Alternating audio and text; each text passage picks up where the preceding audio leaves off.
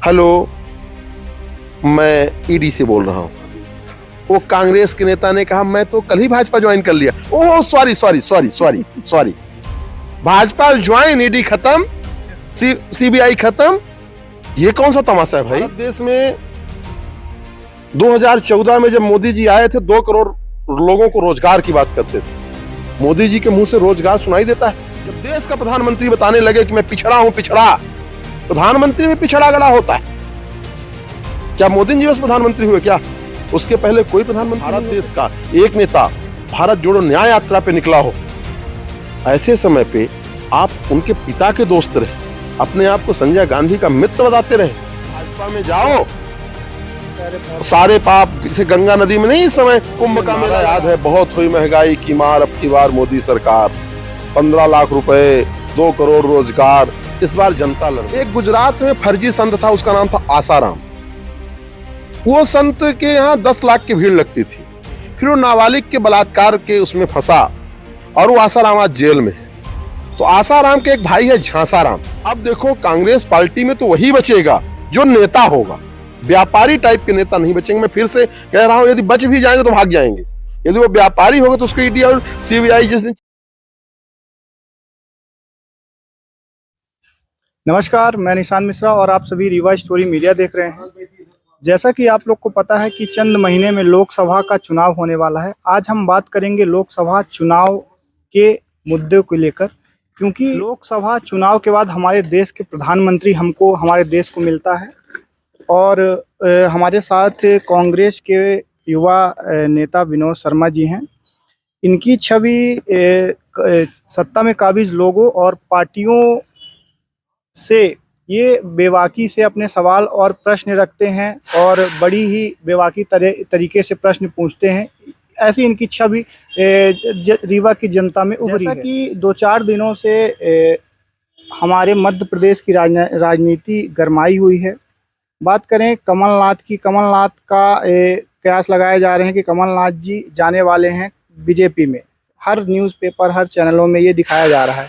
इसी तमाम मुद्दों पे हम आज बात करेंगे विनोद शर्मा जी से। पहले तो आपका बहुत बहुत स्वागत है भैया। नमस्कार निशान जी, बहुत बहुत सादर प्रणाम।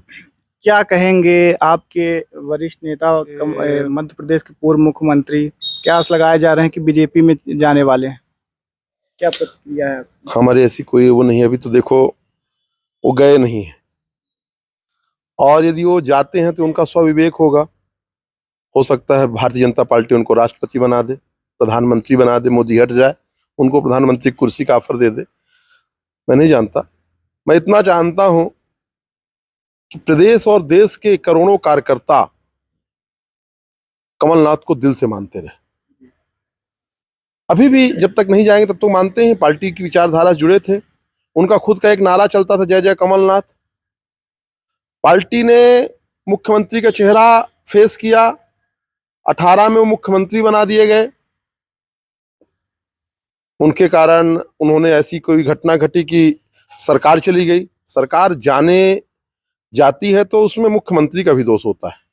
क्यों चली गई सरकार? चली गई। फिर आप ही लोग मीडिया हो, हर व्यक्ति, बेजुबान आदमी कहता था इस बार मध्य प्रदेश में कांग्रेस की सरकार आ रही है, 150-160 सीट आ रही है। फिर हम 66 में सिमट गए।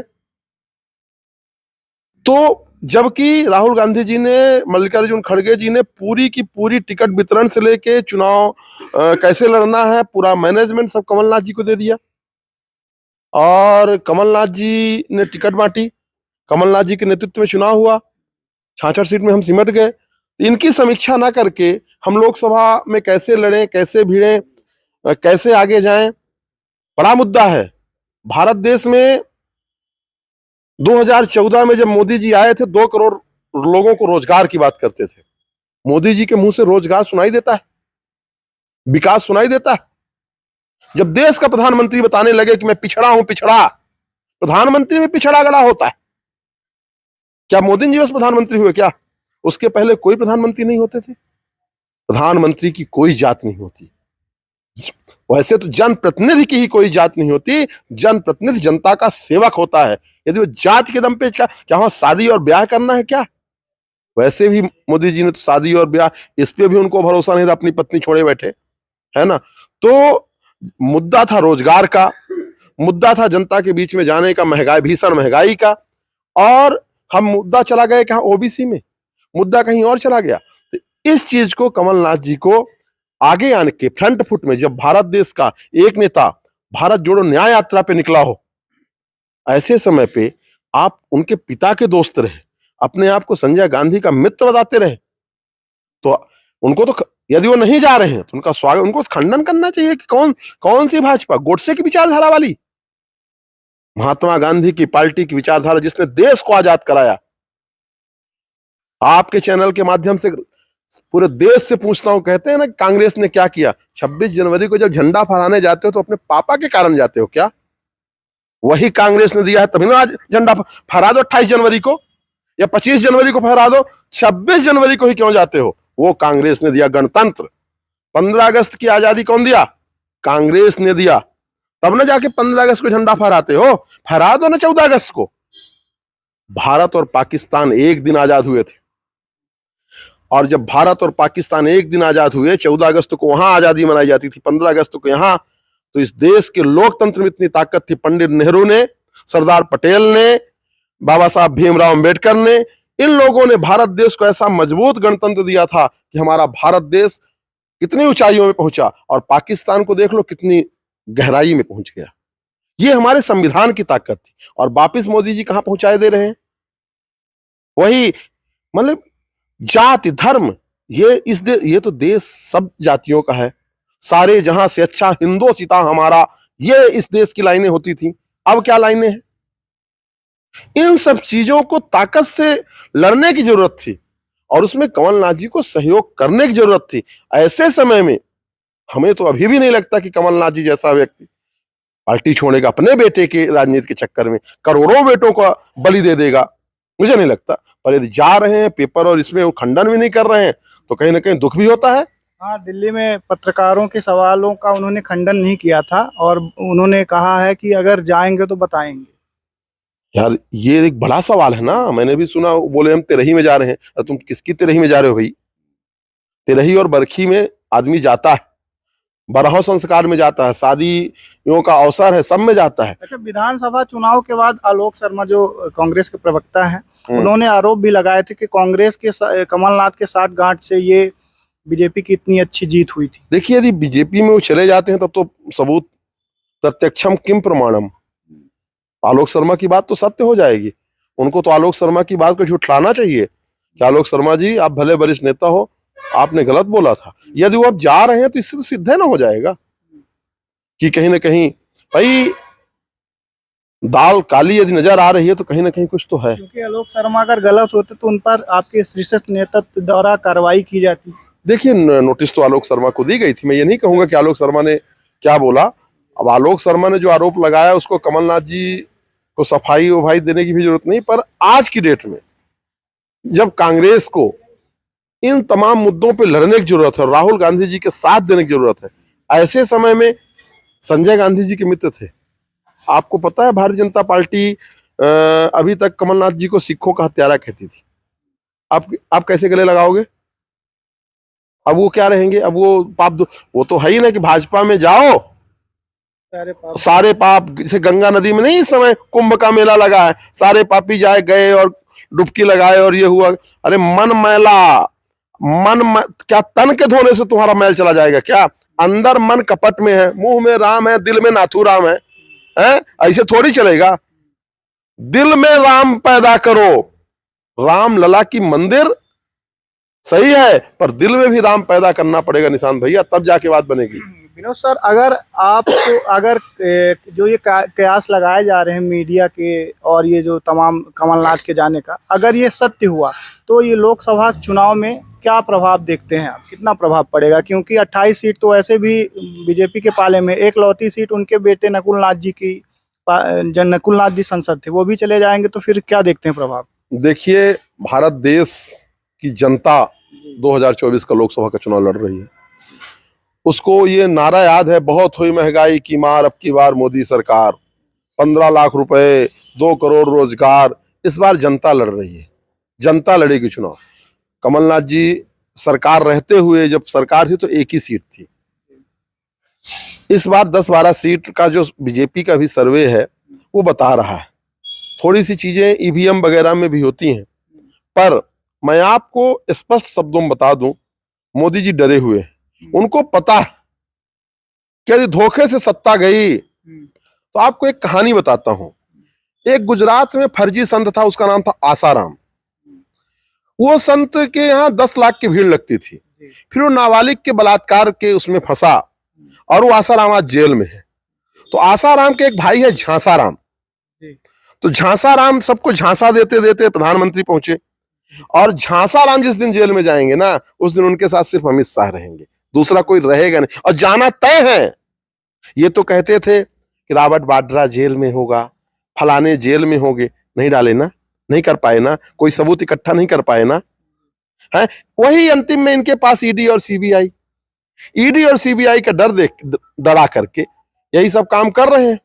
तो अब देखो, कांग्रेस पार्टी में तो वही बचेगा जो नेता होगा, व्यापारी टाइप के नेता नहीं बचेंगे। मैं फिर से कह रहा हूं, यदि बच भी जाएंगे तो भाग जाएंगे। यदि वो व्यापारी होगा तो उसको ईडी और सीबीआई जिस दिन चाबुक लेके दौड़ेंगे, भाई गोलमाल तो किया होगा तभी ना कुछ कमाया होगा, तो निश्चित तौर पर वो डराएंगे और भाग जाएंगे। तो ये उनका डर है। और आप देखो ना, लालू यादव तो नहीं डरा, जेल भी गए और चले भी आए। राहुल गांधी जी सीना ठोंक के लड़ाई लड़ रहे हैं, उन्होंने नाम दिया डरो मत।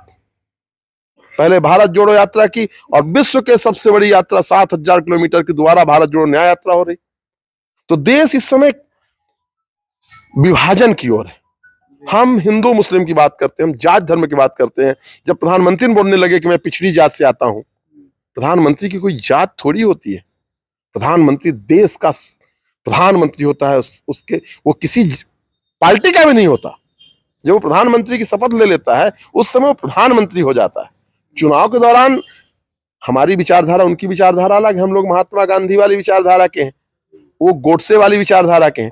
तो ये तो अंतर है। अच्छा, जैसा कि आपने अभी ईवीएम की भी चर्चा की, क्या लगता है ईवीएम में घोटाला?